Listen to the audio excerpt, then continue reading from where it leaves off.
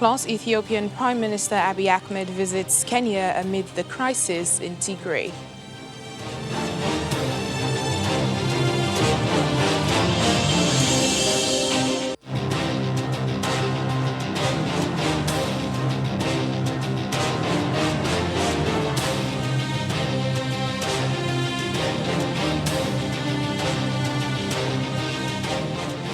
Thank you for joining us at this hour. Welcome to the program. I'm Layo Adegoke. Let's begin with updates from Ghana. We're still awaiting results of Monday's election, but in the meantime, opposition leader John Mahama is expressing some concerns. He alleges use of the military to intimidate and attack his supporters in some parts of the country, but the government has denied these allegations. Coalition of results is still ongoing, but provincial results put the incumbent President Nana Akufo-Addo ahead in the presidential race. Ghana's Electoral Commission had initially promised to release official results 24 hours after voting ended, but we are still waiting.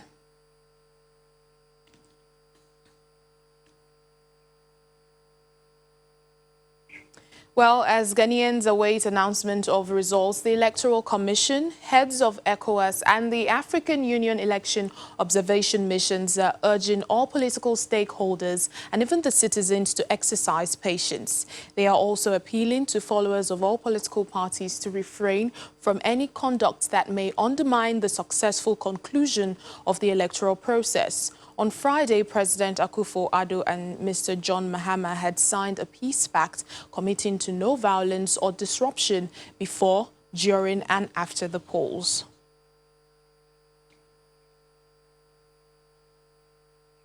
Well, let's get more details from Ghana. Joining us now is Joy News TV correspondent Daniel Dadzie. Thank you so much, Daniel, for speaking to us on the program. Thank you. Well, Daniel, what is the atmosphere like, even as citizens wait for the final results? So Monday, which was election day, was a holiday. But since then, even though people have returned to work, you still find streets largely empty. Traffic has really reduced. The situation has been, the atmosphere generally has been very calm. Aside from the fact that today, following the allegations of attempts to rig the election from the opposition, of course, directed at the governing party and the Electoral Commission, supporters of the opposition NDC have massed up at the Electoral Commission's headquarters here in the capital, Accra. We've also seen quite a number of statements come out from different sections of the opposition party. I've read statements from the Savannah region branch of that party. I've read statements from the Upper East region, all of which are different sections of the part of the country, really. And all of them are directed at the fact that they are trying to serve notice to the Electoral Commission and to the governing party that they would not stand for a rigging of the election. And that's the general atmosphere. But beyond that, everything is really calm. So, but tell us more about what gave rise to, the allegations coming from former President John Mahama. He's saying that, there was this use of military to attack his supporters. Well, the first thing you need to know is that this election is very keenly contested. It's ended up, it's really down to the wire here. If you look at the numbers as we've been crunching them over the past couple of days, it looks like the margins that are coming out, if you look at the cumulative votes from the governing party and the opposition, it's very close. And so the results of a few constituencies, especially in the parliamentary tally, could really make a difference. Now, initially, there were some reports from some constituencies that there had been involvement of military men. Shots were fired in some constituencies. For instance, I was just looking at reports from constituencies in the Bono East or the Bono region, and at that point, one person actually, at least one person is reported to have died. So that's what we know so far. But all of this really is because the parliamentary tally, who gets the majority number of seats in parliament, has become really tight. At the moment, we have 10 constituencies to go by our tally here at Joy, and both parties have 132 seats. You need 138 to get a majority in parliament, and that is what has become most contentious. Yeah, indeed, it's quite competitive. Well, the Electoral Commission now initially promised to release official results, 24 hours after voting ended. And I'm sure a lot of people are really waiting. That hasn't happened. What is their reason for this? Well, the last night at midnight, around midnight, the chairperson of the Electoral Commission, Jean Mensah, addressed the nation. And she gave the results that the Electoral Commission had gathered as at midnight last night. She explained that the inability to meet the 24-hour deadline was because of some challenges they had with constituencies far to reach constituencies in the first place, and also because some of the constituency results had been challenged. So that's the reason she gave. All right, so are we going to hear of the results today, or when should we expect? Well, that's the big question. We're all expecting to hear the results in a few hours. Of course, we here at Joy News have projected that in the presidential votes, at least President Akufo-Addo, who is the current president of the country, will win the election. We've gathered certified results from the Electoral Commission from 270 constituencies already out of the 275. And so our expectation is that if we have been able to gather this data in the past couple of days, then the Electoral Commission should be very close to gathering all of the results from all 275 constituencies. Remember, ahead of this election, the Electoral Commission announced that they will be setting up regional collation centers in all the 16 regions. What this means is that for the Electoral Commission's national headquarters here in the capital, Accra, they do not need to wait for 275 data sets to come from the constituencies. They will just receive 16 data sets to come from the regions, or what you would call states in Nigeria. So we are waiting, we are watching the clock, and we are hoping that in a couple of hours before today is over, the Electoral Commission will release the results. All right, then, Daniel, we'll just have to wait and see. Thank you so much. Joy News TV correspondent Daniel Dadzi joining us there from Accra, Ghana. Away from Ghana, the house arrest of Cameroon's main opposition leader, Maurice Kamto, has been lifted on Tuesday after a withdrawal of a security cordon around his residence. Now, that cordon had been in place since the 21st of September.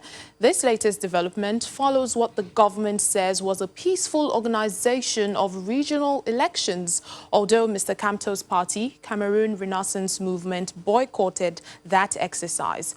Well, one of his lawyers, Henry Kwokam, confirmed the withdrawal of security officials around Mr. Kamto's home, and a release order signed by the government spokesperson Renee Sadi also indicated that some of Mr. Kamto's supporters held in detention had also been freed. Let's move on to the crisis in Ethiopia. The UN Human Rights Office says the situation in the country is worrying and volatile, even as fighting continues in the Tigray region. High Commissioner for Human Rights, Michelle Bachelet, adds that there are also reports of ethnic profiling of Tigrayans, including in the country's capital, Addis Ababa.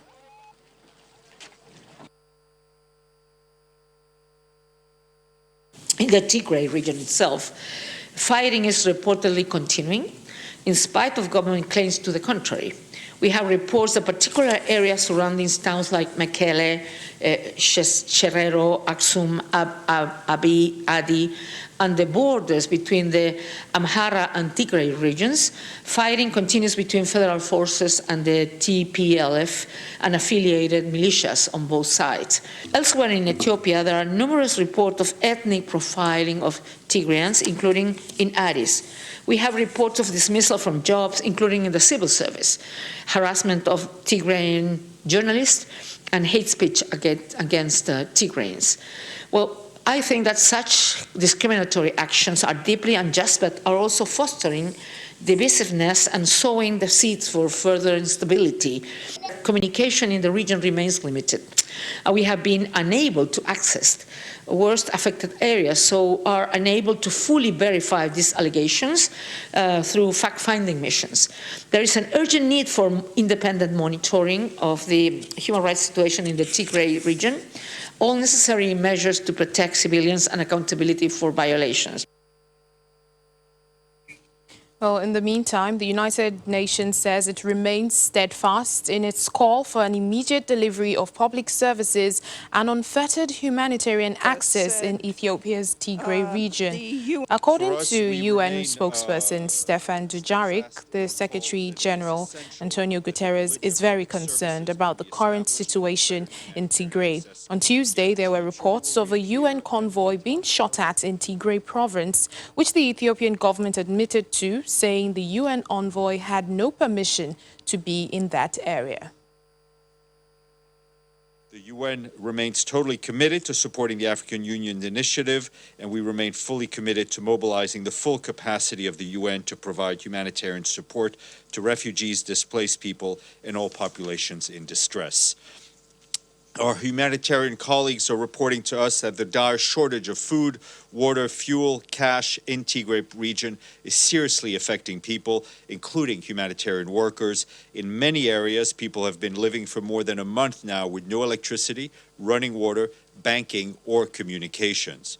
Our colleagues have raised concern regarding the lack of essential medical supplies, which is hampering healthcare workers' ability to support the population and disrupt critical services, including for women who are pregnant or giving birth. In Afar, preliminary finding from our teams carrying out assessment missions indicate that water, sanitation, and hygiene services, as well as medical supplies, are among the immediate priorities of people newly displaced or affected by the conflict.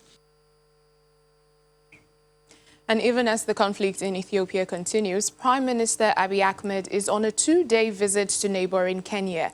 It is its first foreign trip since he announced the completion of a military operation in the northern Tigray region.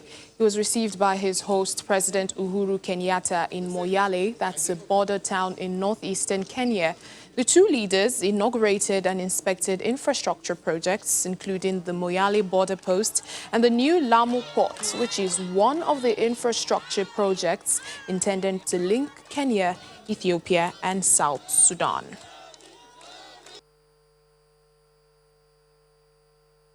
Peace is a foundation for everything we are aspiring to transform the life of our people.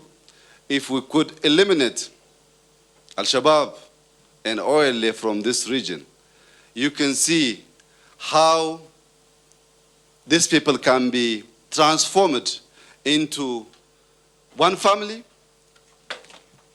one country, one people with great joy and cooperation. We cannot establish an economic victory if we are consistently also going to be having security challenges. So we must work together as two neighbors to deal with those elements who live in and amongst us and who threaten the peace and the stability of both Kenya and Ethiopia. Still ahead on the program.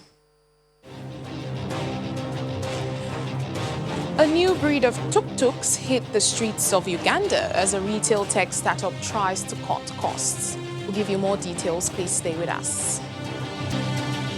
Thank you for staying with us. We continue with Ethiopian Prime Minister Abiy Ahmed's state visit to Kenya. Joining us now is Abiy Agina. He's a Kenyan journalist. Thank you so much, Abiy, for speaking to us on the program. What more can you tell us concerning this state visit from Prime Minister Abiy Ahmed? Well, thank you for having me on the program. Well, this is a very timely visit by the Ethiopian Prime Minister Abiy Ahmed, even as there has been, of course, ongoing issues between the two countries.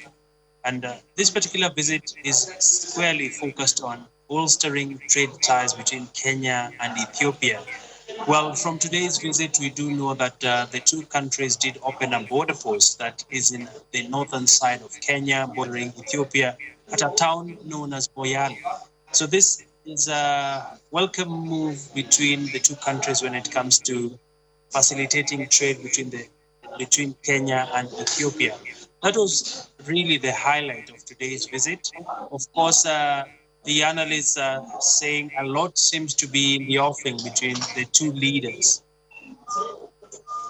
Now, this visit is happening at a very significant time. I mean, with the crisis back in Ethiopia, will this be among, the issues the two leaders will discuss, especially his hosts, Uhuru Kenyatta?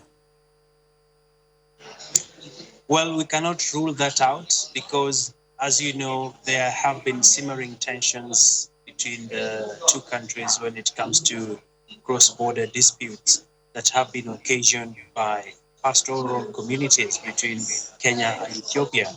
Well, what we can clearly report is that the agenda seems to be well cut out. Issues of focusing on security will be on the table. Issues touching on what has been happening in Ethiopia, well, which has gripped international headlines around the Tigray issue. These are some of the issues that will be dominating their talks. When you look at President Kenyatta, he has been very firm on ensuring sustainable peace in the Horn of Africa. So we expect to hear quite more come tomorrow, especially on matters to do with boosting security between the two countries and ensuring peace across the African continent. Well, hinging on the border clashes you mentioned, a few weeks ago, at least 10 Kenyans were arrested and taken into Ethiopia as the soldiers battled a group in western Ethiopia. Now, there have been perennial conflicts in that area. Do we know of any steps that has been taken, perhaps, to curb this crisis in that place? Well, very critical question there you bring up. One of the big issues that remains unaddressed is, of course, the cross-border conflict. Well, the two communities that are living across the borders, that is in northern Kenya, where we have the Kenya-Somali, and on the Ethiopian side, we have the Oromo.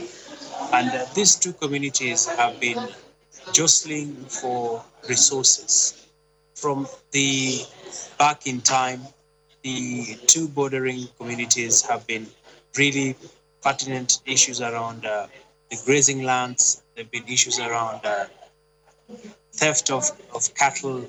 There have also been issues around harassment of the locals who, in one case or the other, are crossing over to the other border to conduct business, or they are simply just on transit. So the two leaders are likely to hammer out a solution towards this. Some of the issues that they are likely to confront are establishing water resources. The Kenyan government had set out to build several water dams in that region so as to boost water security, which has been a big thorny issue leading to the two communities to collide. So these are some of the pertinent issues that are likely to characterize the two leaders' discussions, even as they hold closed-door talks, amongst other issues that might come up. All right, then. Thank you so much, Abby Agina, Kenyan journalist. Thank you for your reporting. Thank you for having me. Well, top UN peacekeeping and peace-building officials have briefed the Security Council on the situation in Sudan, even as the United Nations is winding down its peacekeeping mission in Darfur. At the same time, the UN is preparing to launch an integrated transition assistance mission in Sudan come New Year Day 2021. During the meeting, Rosemary DiCarlo, the UN Under-Secretary-General for Political and Peace-Building Affairs, reported on the country's progress in its democratic transition, while Jean-Pierre Lacroix, the UN Chief for Peace Operations, reported on the situation in Darfur. Despite the progress observed, political forces are increasingly fragmented. Disagreements have surfaced particularly over the mandate and functions of the Council of Partners that was established on 1 December. Key political stakeholders expressed concern that the nominally advisory and coordination body may have been given additional powers that would undermine those of other transitional institutions. This has put an additional strain on Sudanese authorities. Opportunity to brief the Security Council today on the situation. It is critical that the international community continues supporting Sudan's economic recovery through funding of the basic income cash transfer program known as the Family Support Program, intended to mitigate the social impact of the transitional government's economic reform agenda. During the reporting period, Darfur has seen a spike in clashes involving the Sudan Liberation Army / Abdul Wahid elements, as well as in intercommunal violence. Attacks against IDPs, civilians, and protesters have also continued throughout the year. This reflects trends related to seasonal migration, but also anxiety and uncertainty among the Darfuri constituencies about the ongoing transition at the national and state level. Well, speaking of Darfur, human rights group Amnesty International says it wants the United Nations to extend its mission in the region for 6 months, citing the inability of the government to protect civilians. There have been recent attacks in areas controlled by the government, and the human rights group accuses Sudanese forces of deliberately being unreachable when residents try to call them. Amnesty says it is deeply concerned about the preparedness of the Sudanese forces to take on the sensitive responsibility of civilian protection. Hundreds of thousands of people have died in fighting between government forces and rebel groups since 2003. Million others have been forced from their home. And even as we end the program today, African startup SocoWatch, an online supplier of goods to micro-retailers, is deploying electric tuk-tuks, a first on the continent that they say that could slash fleet maintenance costs by more than 50%. This move is a potentially welcome effort in a region where cities are grappling with growing air pollution caused by exhaust from bit-up and poorly serviced vehicles. Tuk-tuks are not a rare sight across many African countries, but one new fleet of the three-wheeled vehicle silently making its way onto the streets of the Ugandan capital, Kampala, is different. Kenya-based firm SocoWatch is deploying electric tuk-tuks to deliver goods to small retailers in what is claimed as a first for the continent. It's a move that could provide a welcome option in cities across the region grappling with growing air pollution from gridlocked highways. But for SocoWatch, it's also about slashing maintenance costs. Mary Nankinga is a mechanical engineer who manages the fleet. I'm a professional mechanical engineer and I work as a fleet manager at SocoWatch Uganda.